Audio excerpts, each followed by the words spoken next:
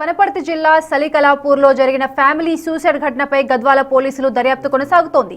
Selfie వీడియోల ఆధారంగా దర్యాప్తు చేపట్టారు పోలీసులు. భార్య, కూతురు, కుమారుడిని చంపి తాను ఆత్మహత్య చేసుకున్న నరసింహ సెల్ ఫోన్ స్వాధీనం చేసుకుని ఫోరెన్సిక్ ల్యాబ్ కు పంపించారు. ముఖ్యంగా అప్పుల వ్యవహారంపై ఆరా తీస్తున్నారు. వనపర్తి డీఎస్పీ గిరిబాబు ఆధ్వర్యంలో ఎంక్వైరీ కొనసాగుతోంది.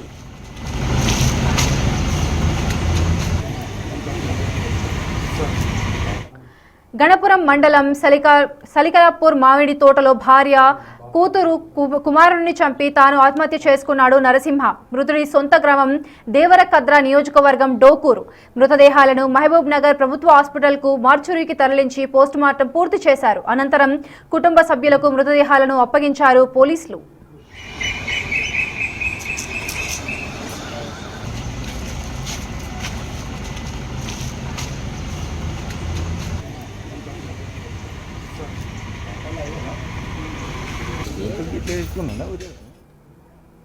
ఇక ఐదు అంశంపై మరింత సమాచారం మా ప్రతినిధి శంకర్ అందిస్తారు. శంకర్, చెప్పండి. అదే అప్పుల విషయంలోనే మొత్తము భర్త ఎవరైతే ఉన్నారో నరసింహ భార్యను, పిల్లల్ని చంపేసి తాను కూడా ఆత్మహత్య చేసుకున్నాడు అని ఒక కేసు నడుస్తోంది.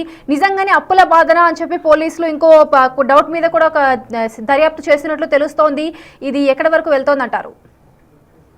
అంటే మహబూబ్ నగర్ ఉమ్మడి పాలమూరు జిల్లాలో ఈ యొక్క ఆత్మహత్య కూడా పూర్తి స్థాయిలో హాట్ టాపిక్ గా మారింది. ఎందుకంటే ఒకే కుటుంబానికి సంబంధించినటువంటి నలుగురు మృత్యువాత పడడం, మొత్తంగా సొంత తండ్రి తన ఇద్దరు పిల్లలను కాళ్ళు చేతులు కట్టి పడవేసి సంపులో పడవేసిన తర్వాత ఆపై భార్యను చంపి తను కూడా సూసైడ్ పోవడం సంచలనంగా మారింది. ఓవరాల్ గా దీని మీద పోలీసులు ప్రత్యేక దృష్టి సారించారు. అయితే అప్పటికే నరసింహకు ఎవరైతే చనిపోయారో ఈ కుటుంబం అంతా కూడా దేవరకద్ర నియోజకవర్గం డోకూరు గ్రామం. కానీ అక్కడ నుంచి అప్పుల బాధ భరించలేక తను సలికలాపూర్ సమీపంలో ఉన్నటువంటి గణపురం మండలం సమీపంలో మామిడి తోటలో ఆ మామిడి తోటను లీజ్ తీసుకొని కూడా పనిచేస్తున్నాడు. ఇదే క్రమంలో ఒక్కసారిగా ఈ ఘటనలో విస్తుపోయే విజయాలన్నీ కూడా వెలుగులోకి వచ్చాయి.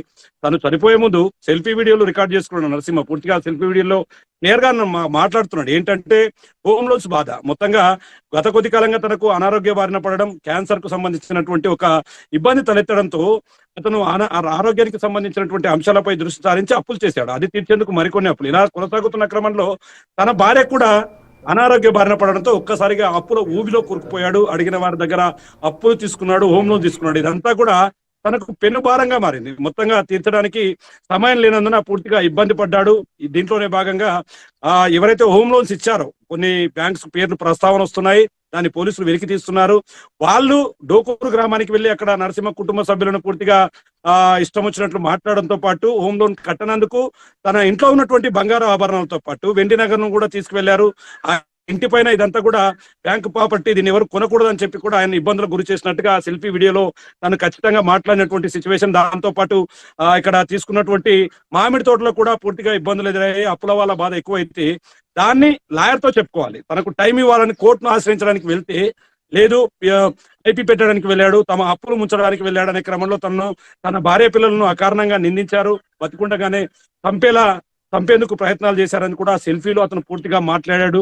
మొత్తంగా ఇది హృదయ విదారకమైనటువంటి ఘటన. ఎందుకంటే సొంత పిల్లల్ని చిన్న దెబ్బ తగిలితే తల్లిదండ్రులు అల్లాడిపోతారు. కానీ ఆ పిల్లలిద్దరిని కాళ్ళు చేతులు కట్టేయడం, పక్కనే ఉన్నటువంటి మామిడి తోటలో ఉన్నటువంటి పెద్ద సంపులో కూడా ముంచి చంపడం, తర్వాత తను చీర ఉరివేసుకొని సూసైడ్ చేసుకోవడం ఒక్కసారిగా అందరినీ కట్టతడ పెట్టించిందని చెప్పాలి. ఎందుకంటే హోమ్ లోన్స్ అనేది ఎంత దారుణంగా ఉంటాయి, మొత్తంగా వాళ్ళు చేసే టార్చర్ ఏ విధంగా ఉంటుందో ఆయన కళ్ళ కట్టకట్టినట్టుగా కూడా వివరించాడు. తన లాంటి బాధ ఇంకెవరికి, ఏ కుటుంబానికి రాకూడదు కాబట్టి తనకు జరిగిన అన్యాయాన్ని పూర్తి స్థాయిలో దాంట్లో వివరించాడు. వనపర్తి జిల్లా పోలీసులు దీన్ని చాలా స్పెషల్ గా తీసుకున్నారు. డిఎస్పీ గిరిబాబు సైతం కూడా పూర్తిగా దీని మీద ప్రత్యేకమైనటువంటి దృష్టి సారించడంతో పాటు నరసింహకు సంబంధించినటువంటి ఫోన్ ను స్వాధీనం చేసుకున్నారు. స్వాధీనం చేసుకోవడంతో పాటు ఎఫ్ఎస్ఎల్ రిపోర్ట్ పంపించారు. ఈ రిపోర్ట్ మీద పూర్తి స్థాయిలో ఆధారాలను సేకరించిన తర్వాత దీని మీద ఎవరెవరి హస్తం ఉంది, ఎవరి వల్ల ఇబ్బంది పడ్డాడనే కొనలో కూడా పోలీసులు అయితే పూర్తి స్థాయిలో దర్యాప్తు ప్రారంభించి వారి కుటుంబ సభ్యులకైతే ఇప్పటికే డెడ్ బాడీని అప్పగించారు. పోస్ట్ మార్టం కూడా కంప్లీట్ కావాల్సినటువంటి అయిపోయింది. వారి కుటుంబ సభ్యులకు ఇచ్చారు. మొత్తంగా వారి కుటుంబ సభ్యుల రోదనలు అనేటివి కూడా పూర్తి స్థాయిలో ఆ గ్రామంలో మిన్నంటున్నటువంటి పరిస్థితి కనిపిస్తుంది. ఇంకా పూర్తి డీటెయిల్స్ రావాల్సింది. ఎఫ్ఎస్ఎల్ రిపోర్టు మీద ఆధారంగా తీసుకొని ముందుకు వెళ్తాము. అదేవిధంగా గద్వాల పోలీసులు కూడా ఎవరైతే ఎఫ్ఎస్ఎల్ లోన్ లోన్స్ ఇచ్చారో వారికి సంబంధించినటువంటి డాటానంతా కూడా సేకరిస్తున్నటువంటి పరిస్థితి ఈ ఘటనపై కనిపిస్తుంది. Right, thank you Shankar.